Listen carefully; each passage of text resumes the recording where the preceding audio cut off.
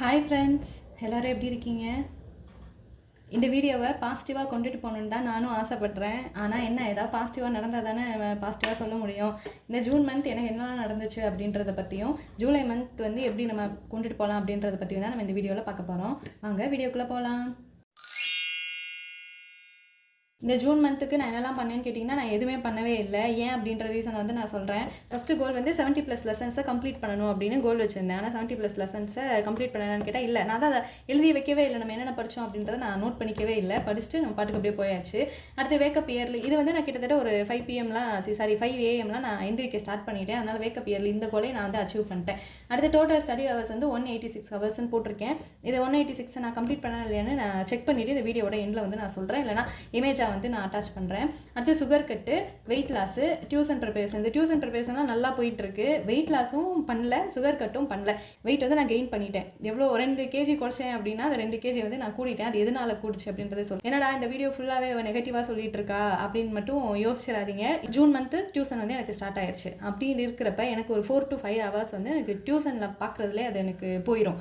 அப்படி இருக்கிறப்ப study time வந்து கம்மியாகிற மாதிரி இருக்கும். நான் என்ன பண்ணிட்டேன் அப்படின்னா, சரி நம்ம வந்து டியூஷன் இம்பார்ட்டன்ட், அதே மாதிரி எக்ஸாமுக்கு படிக்கிறது இம்பார்ட்டன்ட் அப்படின்னு யோசிச்சுட்டு நான் என்னோட ஹெல்த்தில் வந்து கான்சென்ட்ரேட் பண்ணாமல் விட்டேன். வாக்கிங் போகிறத ஸ்டாப் பண்ணிட்டேன். வாக்கிங் வந்து நான் 1 hour எப்பவும் போவேன். சரி, அந்த 1 hour ஏன் வேஸ்ட் ஆக்கணும், அதனால் நம்ம அந்த டைம் வந்து படிக்க ஸ்டார்ட் பண்ணிடலாம் அப்படின்னு நினச்சிட்டேன். நான் ஒரு 4 மணிக்கு எழுந்தாலும் 5 மணிக்கு எழுந்திரிச்சாலும் படிப்பேன். அப்புறம் 6 மணிக்கு வாக்கிங் போயிட்டு 7 மணிக்கு வருவேன். வந்ததுக்கப்புறம் வேறு ஏதாவது வேலை அப்படின்னு அதில் வந்து டைம் சரியாக போயிடுது.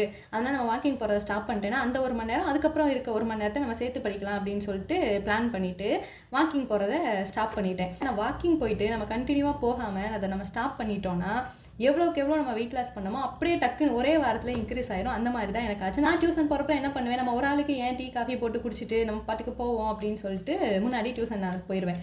ஆனால் இப்போ அம்மா இருக்கிறதுனால நான் போயிட்டு வந்து டயர்ட் ஆகிறேன், ரொம்ப வந்து கஷ்டப்படுறேன் அப்படின்னு சொல்லிட்டு நான் டியூஷன் போகிறதுக்கு முன்னாடி எனக்கு காஃபி போட்டு கொடுக்குறாங்களா, டெய்லி அந்த காஃபி டீ குடிச்சிட்டு டியூஷன் போகாமல் இருக்க முடியல. அதனால டெய்லி அப்படி ஒரு காஃபி டீ மூலியமாக நான் வந்து சுகரை எடுத்துக்கிட்டேன். முன்னாடிலாம் டியூஷன் போயிட்டு வந்து நைட்டில் சாப்பிட மாட்டேன், அப்படியே நான் படுத்துருவேன். ஆனால் இப்போ அங்கே டியூஷனில் போய் கத்திட்டு வர்றதுனால எனக்கு வந்து எனர்ஜி ரொம்ப லாஸ் ஆகுது. நைட்டு வந்து சாப்பிடாம தூங்கணும்னா அந்த நைட்டு 1 hour வந்து நான் ரிவிஷனுக்குன்னு ஒரு டைம் ஒதுக்கியிருப்பேன். அப்போ சாப்பிடாம இருந்தாலும் நைட்டு 1 hour என்னால் படிக்க முடியாது அப்படின்ற காரணத்தினால டியூஷன் ஒரு 9 மணிக்கு வர்றேன் அப்படின்னா ரெஃப்ரெஷ்லாம் ஆகிட்டு ஒரு 9:50 9:30க்குள்ளே நான் டின்னரை முடிச்சுட்டு 1 மணி நேரம் படிச்சுட்டு தூங்குற மாதிரி இருக்கும். அந்த 1 மணி நேரம் நம்ம சாப்பிட்டு முடிச்சோடனே கொஞ்சமாச்சும் தான் நடக்கணும் செய்யணும். நைட்டில் இவ்வளோ லேட்டெல்லாம் சாப்பிடக்கூடாது. ஆனால் நான் சாப்பிட்டுட்டு உட்காந்து தான் படிப்பேன். அப்படி இருக்கிறப்ப சாப்பிட்டோன்னே உட்காந்து படிக்கிறேன், படித்து முடிச்சோடனே தூங்க போகிறேன். அப்படி இருக்கிறப்ப எனக்கு இந்த வெயிட் கெயின் ஆகுறதுக்கு இதுவும் ஒரு ரீசன் ஆயிடுச்சு. அது 5 மணிக்கு காலையில் இருந்துச்சு நான் மாடியில் போய் படிக்க ஆரம்பிக்கிறேன் அப்படின்னா ஒரு 6 மணி 7 மணின்ட்டு கீழே வந்திருக்கணும். நான் படிக்கிறேன், நான் ரொம்ப இதாக படிக்கிறேன்னு சொல்லிட்டு ஒரு 9 மணி 10 மணி வரையவேவும் நான் அது ஒரே இடத்துல உட்காந்து கல்ல படிச்சுட்டு இருப்பேன். உடம்பு வந்து ஹீட் ஆனதுனால கண்ணில் வந்து கட்டி வந்துருச்சு. கண்ணை திறக்கவே முடியல. இப்போ என் கூட இன்னும் சரியாகலை. இதுக்கு என்ன பண்ணுறதுன்னு தெரியல. பாடியை வந்து கூலாக வச்சுக்கணும்னு இளநீ குடிக்கிறது, தண்ணி குடிக்கிறது, அந்த மாதிரி தான் இப்போ பார்த்துட்டு இருக்கேன். இது மாதிரி கண்ணே திறக்க முடியாமல் இருக்கிறதுனால அவ்வளோவா அதுக்கப்புறம் வந்து படிப்பில் வந்து கான்சென்ட்ரேட் பண்ண முடியல. வீடியோ எடுக்கிறது கூட எடுத்துடலாம், கேமரா ஆன் பண்ணி விட்டால் வீடியோ அது பாட்டுக்கு எடுத்துக்கிறோம். ஆனால் இதை உட்காந்து எடிட் பண்ணணும் இல்லை வாய்ஸ் ஓவர் கொடுக்கணும் அப்படின்னா நான் ஃபோன் ஸ்க்ரீன் பார்த்து தான் பண்ண வேண்டியதாக இருந்துச்சு. அதனால கண் வந்து சரியே ஆகவே இல்லை.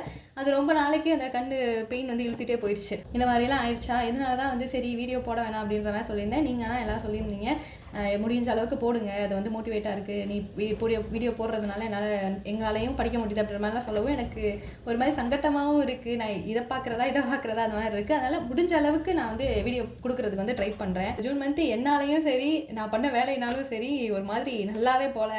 சரி, இந்த ஜூன் மந்த்தை தான் இப்படி பண்ணிட்டோம். ஆனால் இந்த ஜூன் மந்த்லேருந்து ஒரு சில லெசன்ஸ்லாம் கற்றுக்கிட்டேன். அதை கற்றுக்கிட்டதை வச்சு நம்ம ஜூலை மந்த்துக்கு ஒரு பிளான் பண்ணிக்கலாம் அப்படின்னு சொல்லி அந்த பிளானில் இருக்கேன். ஜூன் மந்தில் பண்ண மிஸ்டேக்கை வச்சு ஜூலை மந்த்துக்குன்னு நான் புதுசாக வந்து ஒரு பிளான் வந்து க்ரியேட் பண்ணியிருக்கேன். அது என்ன அப்படின்னு உங்கள் கூட ஷேர் பண்ணிக்கிறேன். ஜூலை மந்த்துக்கு நான் இப்படி தான் க்ரியேட் பண்ணியிருக்கேன். இது இந்த மேலே இருக்கிறது வந்து கொஞ்சம் ஒரு மோட்டிவேஷனுக்காக என்ன எழுதியிருக்கேன் அப்படின்னா, தினமும் நீ செய்கிற சின்ன சின்ன நல்ல விஷயங்கள் பின்னாடி ஒரு பெரிய அப்புறம் நீ விரும்புகிற ஒரு வெற்றியை தரும் அப்படின்னு சொல்லி நான் எழுதியிருக்கேன். அப்புறம் everyday is a second chance அப்படின்னு சொல்லி எழுதியிருக்கேன். இது வந்து எப்போவுமே வந்து எனக்கு தேவைப்படும். ஒவ்வொரு நாளுமே எனக்கு ஒரு சான்ஸ் அப்படின்னு நினச்சா மட்டும்தான் நான் வந்து அந்த கோலை வந்து அடைய முடியும். அப்புறம் வெல்கம் ஜூலை அப்படின்னு எழுதி கொஞ்சமாக டெக்கரேட் பண்ணியிருக்கேன். அப்புறம் ரீசெட், ரீஃபோக்கஸ், ரீஸ்டார்ட் அப்படின்னு சொல்லி எழுதியிருக்கேன். அப்புறம் சும்மா கொஞ்சம் கொஞ்சமாக மோட்டிவேஷன் இருக்கிற மாதிரி குட்டி குட்டி அந்த டூடில்லாம் பண்ணியிருக்கேன். வெயிட் ட்ராக்கருக்கு வந்து இந்த டைம் வந்து கொஞ்சம் டிஃப்ரெண்ட்டாக நான் ட்ரை பண்ணியிருக்கேன். என்னென்ன நான் இந்த மந்த்துக்கு கோல் செட் பண்ணியிருக்கேன் அப்படின்னா, நான் எதுவும் கோல் அப்படின்னு சொல்லி எழுதி வைக்கல. ஆனால் இந்த 5 மட்டும் வந்து கரெக்டாக வந்து ஃபாலோ பண்ணணும் அப்படின்ட்டு இருக்கேன். என்னென்னா 9 hours ஸ்டடி, ஒரு நாளுமே படிக்கணும் அப்படின்ட்டு இருக்கேன். யூனிவர்ஸ் தான் எனக்கு ஹெல்ப் பண்ணணும் அப்படின்னு நம்புகிறேன் நான். நெக்ஸ்ட் வந்து 2 liter வாட்டர். இந்த தண்ணியுமே நான் போன மாதம் நான் குடிக்காமல் விட்டுட்டேன். பாடி வந்து ரொம்ப டீஹைட்ரேட் ஆயிடுச்சு. அப்புறம் டயட் வந்து இருக்கணும். சுகர் கட்லாம் பண்ண முடியுமா என்னன்னு தெரில. ஆனால் எல்லாமே இந்த மந்த் வந்து ட்ரை பண்ணணும். மறுபடியும் வந்து ஆகஸ்ட் மந்த் அப்போ ஜூலை மந்தோட ரிவ்யூ சொல்கிறப்ப நான் இந்த மந்த்துக்கு புலம்பிகிட்டு இருந்த மாதிரி நெக்ஸ்ட் மந்த்துக்கு புலம்பக்கூடாது. கரெக்டாக டயட்டை ஃபாலோ பண்ணி இந்த 5 நிறையா கோல்ஸ் வச்சு அதை பண்ண முடியாமல் போகிறதுக்கு இந்த 5 மட்டும் ஃபாலோ பண்ணுவோம் அப்படின்ட்டு இருக்கேன். அப்புறம் நெக்ஸ்ட் வந்து 5 AM வேக்கப், 5 மணிக்கெலாம் எந்திரிக்கணும். அந்த எந்திரிச்சா மட்டும்தான் இந்த என்னோட 9 hours ஸ்டடி வந்து நான் கம்ப்ளீட் பண்ண முடியும். நெக்ஸ்ட் வந்து ஸ்கின் கேருக்கு வந்து நான் நிறைய ப்ராடக்ட் வாங்கி வச்சுருப்பேன். ஆனால் அதெல்லாம் வந்து யூஸ் பண்ண மாட்டேன்.